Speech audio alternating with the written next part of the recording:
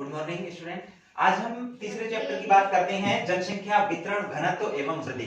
सबसे पहले अपन बात करते हैं जनसंख्या के बारे में। जनसंख्या किसे कहते हैं?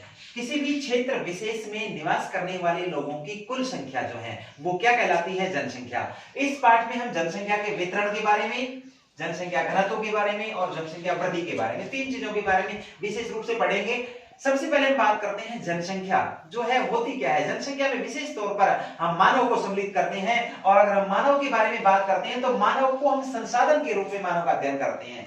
अगर हम मानव भूगोल की बात करते हैं तो मानव भूगोल की केंद्रीय जो इकाई है या अध्ययन का जो केंद्र बिंदु है वो कौन है? मानव। क्योंकि मानव जो है अपने सांस्कृतिक वातावरण में विशेष प्रकार के क्रियाकलाप करता है जो उसके प्राकृतिक वातावरण के साथ प्रभावित होते हैं, लेकिन सांस्कृतिक और प्राकृतिक वातावरण में समय अनुसार मानव जो है अपनी दक्षता के कारण विभिन्न प्रकार के परिवर्तन करता है।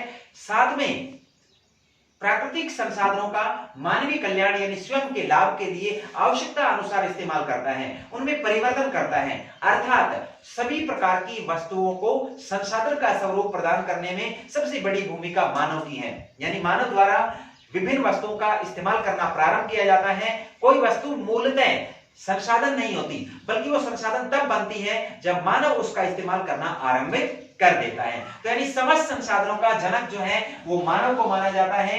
मानव भूगोल का केंद्रीय बिंदु या केंद्रीय स्थान जो है मानव को प्राप्त है, और मानव स्वयं भी एक संसाधन है, और मानव द्वारा अपने प्राकृतिक वातावरण या परिवेश में जो चीजें उपलब्ध होती हैं उन चीजों को अपनी आवश्यकता अनुसार उनका इस्तेमाल करना मानव के द्वारा प्रारंभ कर दिया जाता है, और वो वस्तु संसाधन का स्वरूप धारण कर लेती है। अर्थात संसाधन होते नहीं है, बनाए जाते हैं, और संसाधनों को बनाने में सबसे बड़ी महत्वपूर्ण भूमिका मानव की है। तो मानव जो है स्वयं मानव को संसाधनों का जनक भी माना जाता है। इस पाठ में हम जनसंख्या वितरण के बारे में पढ़ते हैं। अगर हम जनसंख्या वितरण के बारे में बात करें तो बहुत सा असामान्य वितरण जो है विश्व स्तर पर हमें देखने के लिए मिलता है।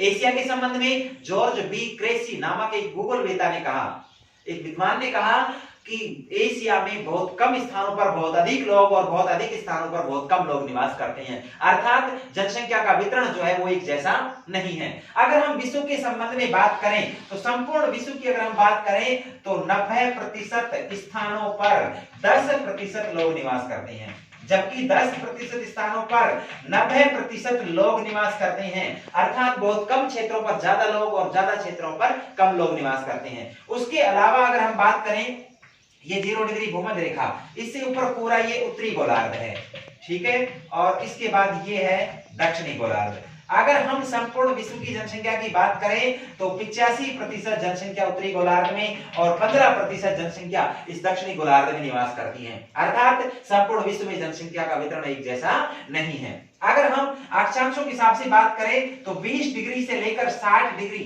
ये 20 डिग्री अक्षांश और ये 60 डिग्री अक्षांशों के बीच विश्व की लगभग 80% जनसंख्या निवास करती है।